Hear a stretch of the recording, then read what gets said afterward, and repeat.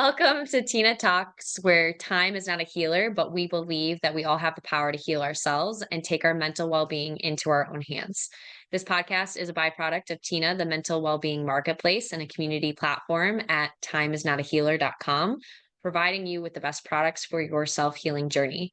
Hit subscribe and follow us on socials if you want support on your mental well being journey. We are your hosts, Kelsey and Sophie, and this episode is all about mental health support and the various ways that that looks. Yeah, I think we wanted to delve into this subject because we're very conscious that getting mental health support looks different for everybody. And also, I think people don't actually understand what level of support is available to them. They also don't understand when we're talking about support, like what does that mean? Is it from our friends? Is it from our family? Is it from our therapists? Is it from our doctors? Like, what does that look like? So I guess where would a good place to start be? Maybe talk through kind of personal experiences. I guess, yeah. What a point of view of healing, how healing and mental health support has been for you and for myself. Happy to let you start with what does it look like for you when you were actively getting support in working on your mental health, whether that be like professionally or just within like your close community or even just personally for yourself and the support that you were giving yourself. I think when it comes to getting support for mental health, it is very difficult because, first of all, you're in your spiraling brain, right? So, particularly if you struggle with anxiety or depression, your brain is not functioning to its best ability, let's be honest. Right. So trying to seek out support for yourself is very challenging because it's like, well, where do I even begin? And you probably understand that you need to help, you want to help yourself, but you've got no idea where to go. And for me personally, like when I started realizing that I had issues with my mental health, my first point of call was obviously to talk to my friends about it. But there was so much stigma. This was in 2018 that I really started struggling with my mental health. And there was still so much stigma around it at that time. That was what, 6 years ago. And nobody really understood. So I could be like, and this actually goes back to the reason why we're called Time is not healer. But I could be like, look, I'm really struggling. I can't remember the conversations I had, if I'm honest, because to be honest with you, my memories from that time of my life are actually pretty vague. But I remember going to a couple of friends and then like, trying to get advice on like what I wanted, and a couple of friends were pretty good with it and like tried to talk me through like different scenarios and tried to get me to shift my thought patterns, which I think, which looking back now was really helpful. At the time I was like, please just leave me alone, I don't want this advice.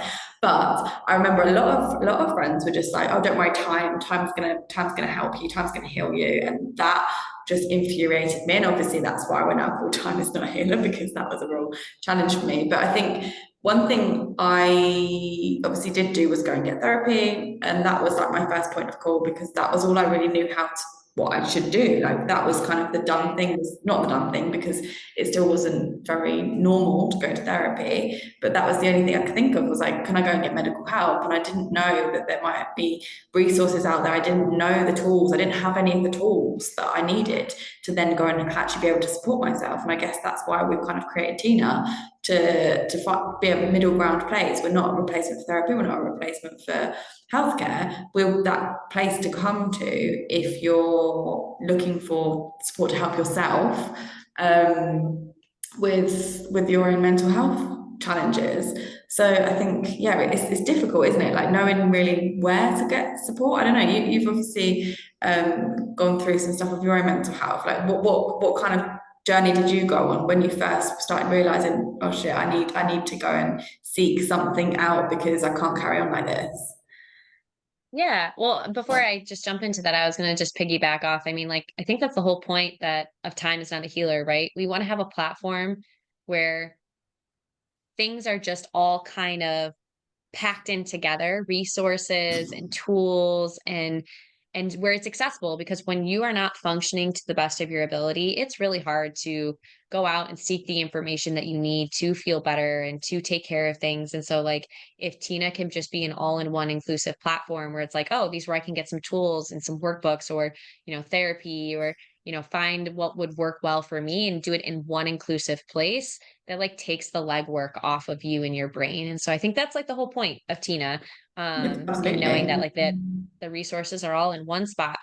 But for me, like my journey with mental health is very unique. I guess like I'm not sure if people realize this, but it was a thing that that had to be expressed to me by a therapist for it to click.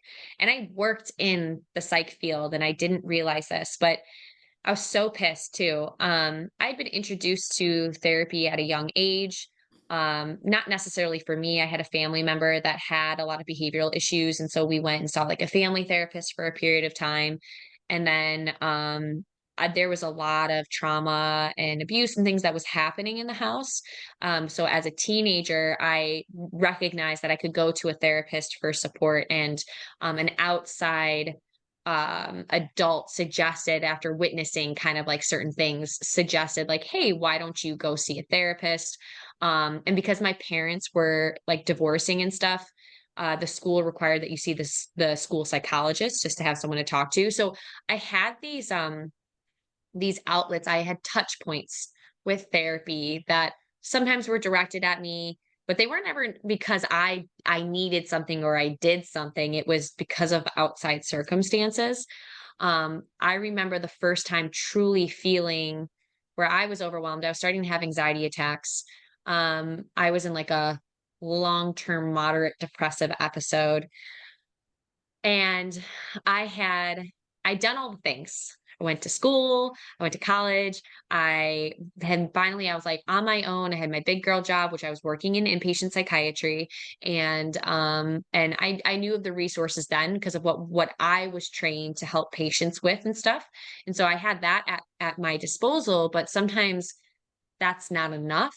And all of a sudden I started having these anxiety attacks and I was like, what the fuck is happening? Like, I don't understand. I've like done all the things. I'm past the trauma. I'm in a safe environment now. I have these tools that I'm trying to utilize. And so then I decided to go back to therapy on my own to be like, what is happening? And my therapist explained to me, she's like, so when you are in the middle of experiencing high levels of stress and trauma and for extended periods of time, our mind and body is not able to process it in that moment. It's only able to survive. Like that's what its focus is survival. How do I get through these moments and get past it? And then it's only after the fact, when you are now in a safe and stable place, that your mind and body start processing things. And I thought, what a load of crap. Like I had done so much to get through those moments. And now when I'm feeling safe and stable, now I have to process this shit. Like it didn't, I was bitter about it at the time. Yeah. Um, and so that was like my first like experience with, I mean, talk therapy, like, and getting those feelings and that stuff out was really, really helpful. Um, and I continued to do that, but it wasn't until I started traveling long term and I had space, which I know not everybody can do, but I had space from like societal demands and from all of the lingering bullshit that still existed within my family dynamics and all of that. I had space to just like be me and to slow down a little bit and like focus on who am I? What do I like outside the context of taking care of other people? And because I was parentified, I don't know if that's the right word, but I had to be an adult from a very young age, and I didn't get to just like be a kid and figure out who I was and what I wanted to do. And so it was in that like space that I got that I started like really doing healing, like my own personal healing outside of talk therapy and that sort of thing. And I had come off of antidepressants and stuff like that because I needed that at a certain point. It was just too intensive to manage with coping skills on my own. Um, it's wild. Healing is really hard. It's exhausting. Healing is really hard. And I agree with everything you just said there in terms of you make it through the hard time, right? Because you're like paddling, you're like a dog in water, like just trying to get through. Yeah. You make it through, you do the work, you get through it, and then suddenly you're still and you're calm and like everything just comes crashing down again, and you're like, oh, I thought I'd made it through the hard I time. made it. But no, the hard time's just beginning. I actually think when you're at the lowest point, that is unfortunately not going to be the lowest point because you feel like you're at rock bottom, and like you are, because you haven't got any of the coping mechanisms, you haven't got any of the tools or the resources at that point to try and work through it. You work through it, you get one step forward, but it's like that saying, you get one step forward, you take 10 steps back, because you then, once you're out of the shit, that's when the real healing starts. And that's when you have the mental clarity to go back and say, I understand why I had all of these things going on for me. Like, I understand why I had anxiety. I understand why I might have been in a low mood at that period of my life. And that's when you then have to revisit a lot of things from your past traumas to understand the behavioral patterns that are associated with them, to understand like how to get over them. And then I think that's the bit that's very difficult, because you then have to relive all of those rock bottom moments that you had and try and find a way, navigate a way past them. And that can be even more difficult in itself, I think, than going through the actual pain of having the anxiety, having the depression. Yeah. Yeah. I guess like when I think back on my time, this is very specific for me, because I think about, for those that don't know, when I say my traveling period, I picked up and I moved across the world. I was only supposed to be gone for, a year or two, and I was gone 6 years. And in the first 4 years, that was like the bulk of like the healing that I ended up doing for myself, because I had that space and time. And if I were to describe what that period of healing looked like, it looked like a lot of sleep, a lot of crying, a lot of anger, a lot of like kind of how would I describe this? Like new fun, like getting to experience like what I liked and what I didn't like, or how I wanted to take care of myself, and how was I going to do it on my own. Um and it was scary, but it was like a little bit, it was like being able to not recreate who I was, but get more in touch with who I truly was. And that was like the fun and exciting part. And I got to experience lots of new things. But with that came, I mean, man, I slept a lot and I cried a lot. And then there's like you said, challenging narratives and behaviors, and like, is this really how I want to continue functioning? And really parenting yourself, which sucks. Like, no one wants to have to do that. But to be honest, I think that's what being an adult is all about, is like, how can we take care of ourselves and show up each and every day and make the hard decisions even when we don't want to. Yeah, that's just kind of, that's how I would describe healing in No, general. yeah, I agree. I also agree with that. And I think, like, I obviously had I started traveling when I was 21, and everyone was like, what are you running away from? What are you running away from? And I was like, I'm not running away from anything, but I just know that this is what I need to help me process whatever it is that I'm going through. And it wasn't until that so I'd obviously had my biggest mental blip in 2018, and then I actually like stayed in the UK from 2018 till 2021. So I had 3 years in the UK where I was going through quite a lot of different scenarios. I had some trouble with the teams that I was managing at work. I had some problems with my employment, and my boss being an absolute narcissist. I was also navigating through breakup, and then I was also buying property, and then I was also thinking that I wanted to start a business and quit my job and go traveling and all of these things. So I was navigating some really big life things at the same time as going through this healing process. And it wasn't until that I then so I was just constantly like on the go, doing all of the things, like just trying to make it through, like you said, being survival mode basically. And then I moved, my whole goal when I set up my business was that I was going to move to Bali and like live this more like free nomadic life. But I had no idea what that was actually going to entail when I moved to Bali, because I went to Bali in full momentum in my business, for example, and I crashed. I completely crashed. Like you saw me, you were there, you witnessed this crash. I got to Bali and I tried to keep up the momentum. I tried to keep up the momentum that I'd had in that survival mode period whilst for those 3 years in the UK. Got to Bali and the environment just had to hold me, because I wasn't able to work anymore. Like my brain just like completely switched off. I remember in 2022 I had COVID for like 6 or 8 weeks. Like I was really, really unwell with COVID. And I then had to just stop working. It was the first time, something had forced me to fully stop working because I just could not function.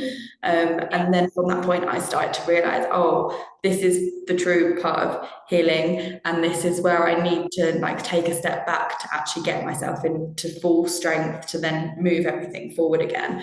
And that was where I think I did most of my like self-reflection, healing journey work through various different modes. I got into breath work, got into meditation, got into yoga, started journaling, like all of these things that, you know, are recommended to do, and they were recommended to me to do in London, but the environment wasn't supportive enough for me to be able to take that time and do that. Yeah. So I needed that moment to happen, that I like everything kind of came crumbling down when I was sick.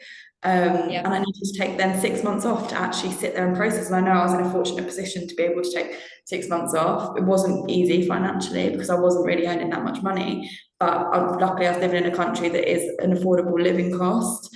And I had things like, I had some savings to fall back on, but it wasn't an easy time. But that is what I needed to fully process. And now I can really say, like, after that period, I've like got so much more clarity on like everything. Actually, my whole life is way more clear.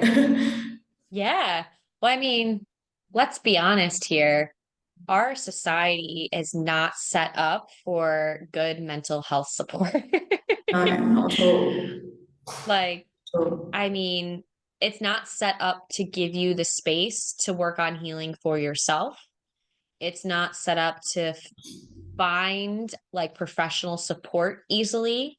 And the way that mental health is still so stigmatized, even getting support from like family and friends, even if they wanted to, a lot of people don't even know how to begin to offer that support. They don't know how to, right? Mm-hmm. Like we can talk all day about like the messed up like societal system that we have in terms of insurance and getting mental health support and things like that. But like, if we just look at our core units, right? Our core family, our core friends, you know, majority of people I know, they don't know how to talk to you when you're feeling some sort of way. There's as you see this a lot in like relationship memes or videos and stuff, and it's like everyone, because it's uncomfortable and it's not totally tangible, people just want to be able to give solutions to help you feel better because they're just like, I don't know. So like maybe you can do X, Y, and Z, or time will heal and that kind of thing, some vague bullshit. But at the end of the day, sometimes we don't need feedback. We just need to be, we need to be heard. We need to be allowed to have our emotions and be supported in a loving, caring way when we have those very big and crappy feelings. I don't know. I just think about because my mom and my grandma both passed this year, and I think about I know my family and friends, they were there for me and they wanted to help, but like a lot of the times, like they saw when I was in the hospital with my mom for like almost 30 days straight before she passed, and everyone's like, if you need any support, if you need anything, just let me know what you need. But it's like, yo, I'm already making all the decisions and focused on like helping here with the doctors and doing X, Y, and Z. And it's like, don't ask me how you can help me. Just show up, bring me food. Like ask if you can sit with mom and like I can go take a break outside. Like that, like people just don't know, like they're so scared of it, I think, and they don't have the tools themselves to offer that support. And so in all honesty, the support that exists out there is crap. Yeah, and I think a lot of people as well don't get it until they've been through something themselves. Like unless somebody's been through an experience that's something similar to you, or they've also struggled with their own mental health in a certain way, I think it's very, very, very difficult to relate to. And I understand that from because before I feel like my life is a little bit like pre 2018, after 2018. I don't know what to say because pre 2018. I didn't get it, honestly. I did not understand it. And it was interesting to me to like also see like the level of support around me from family and friends. And I had some very good support, but I also do think nobody really got it. Nobody really understood, unless they'd also been through it. And like the best advice that I had, and the best like support that I did have, were from people that had already experienced something similar.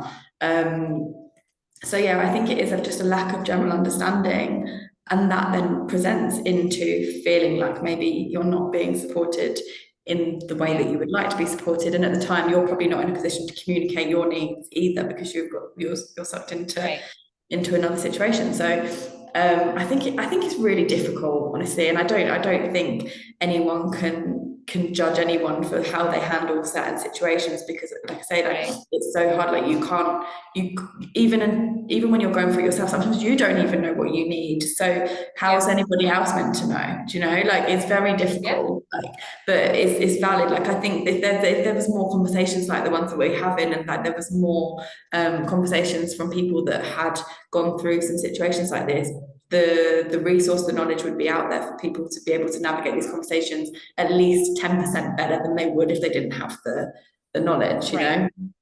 Yeah, I think it's always going to be messy, because we're human beings with messy emotions and messy thoughts. We all think and process things differently.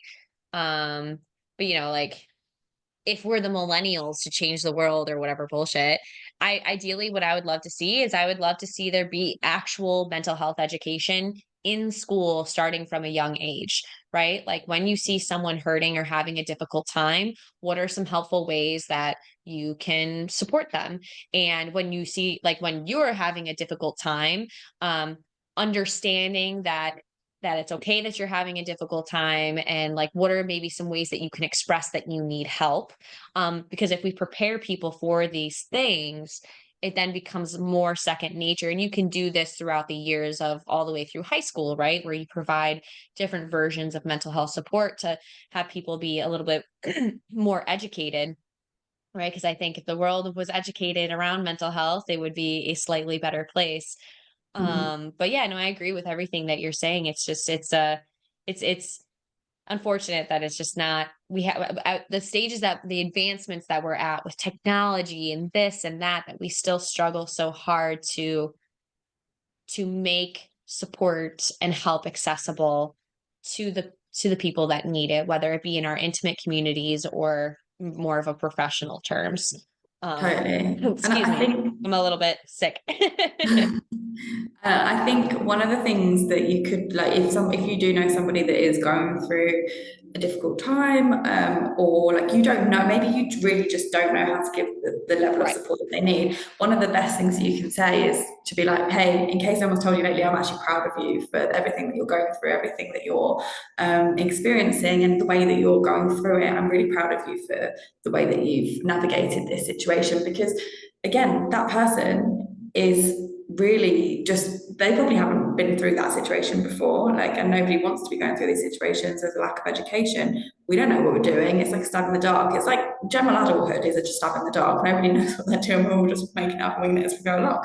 So if telling somebody that they're proud of them, that will just make them feel like they're doing their best, they're going through it, but they're still being recognized for like the fact that they're going through a hard time. I think a lot of it actually is recognition. When you are struggling, I think a lot of all you really want is the recognition that you are sometimes just struggling, and like you don't need help. It's just like validate me, validate my feelings a little bit, Just and like that statement, it. I'm proud of you, can just validate that in like 10 seconds.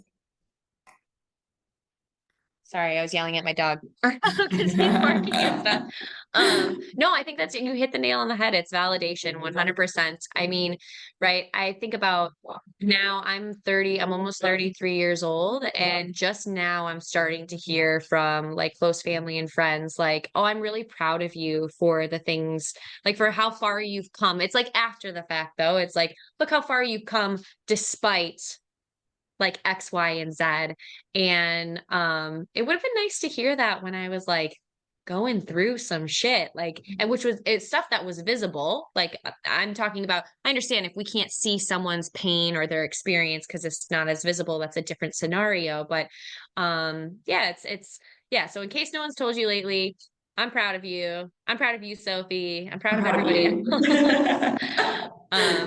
But no, it's funny.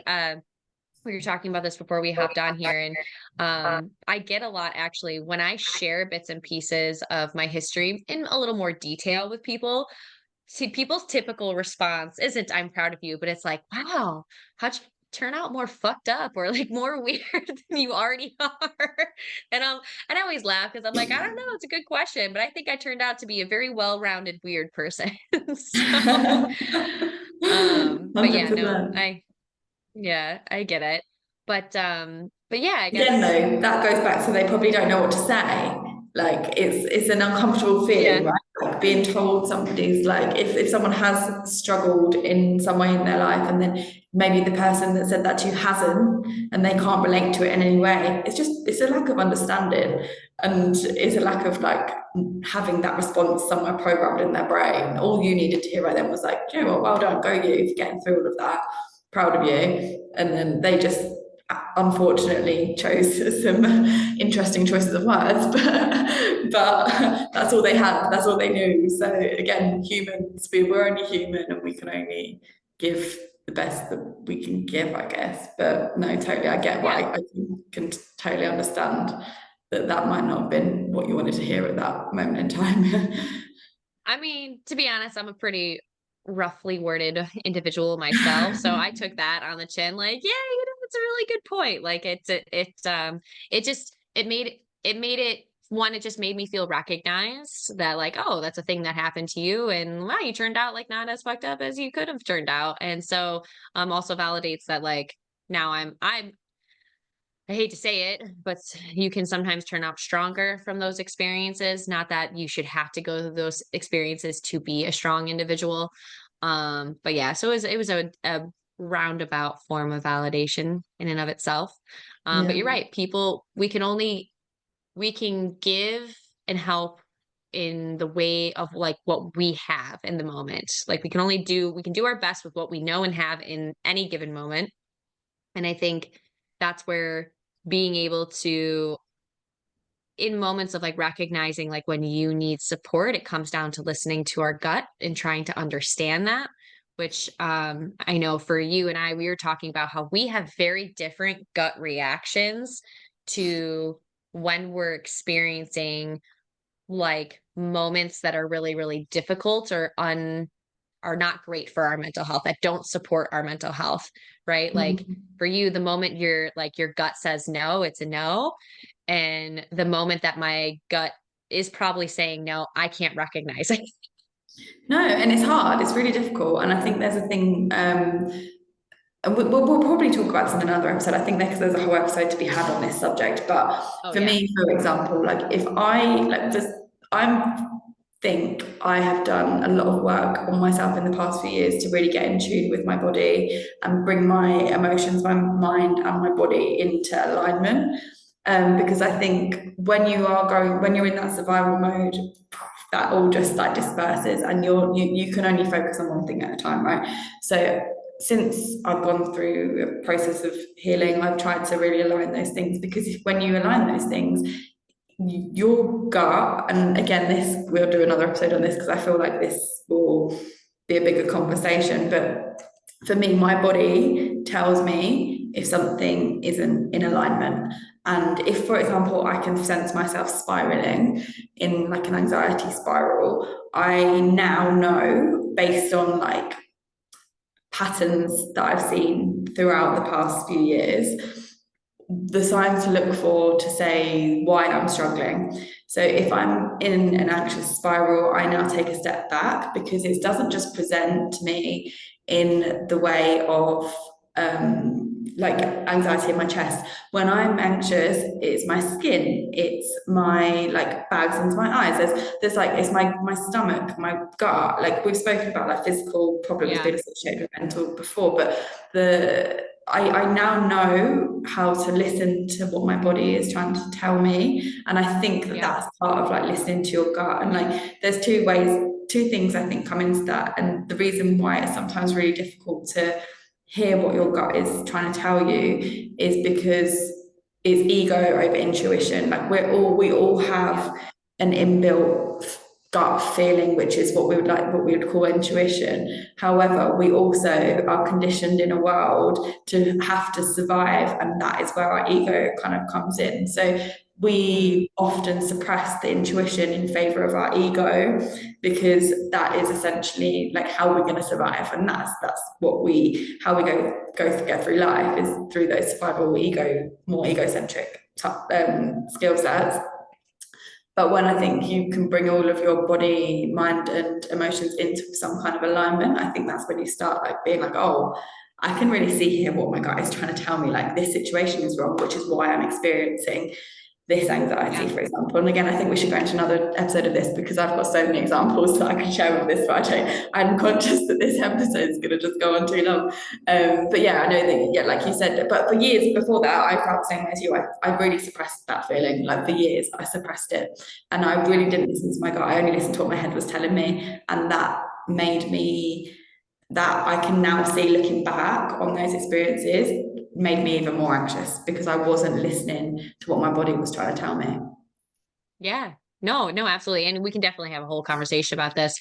And I think on my side, like right now, I'm much, much better at listening to my gut. It's still not something that I'm 100% great at.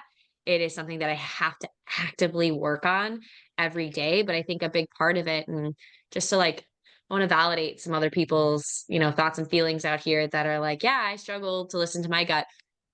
When you are simply surviving really difficult situations, you are doing, and this is where like people pleasing comes in, right? You are doing what you have to in that moment to survive, which means you're most likely ignoring your deeper like emotional and like physical needs to make sure everything around you, like you're kind of walking on eggshells to like make sure other things, like bad things, are not happening any more than they're already happening. And so you're sacrificing a lot of your needs and like what your intuition in your gut is telling you in terms of like, is this really good for you? But simply just to survive.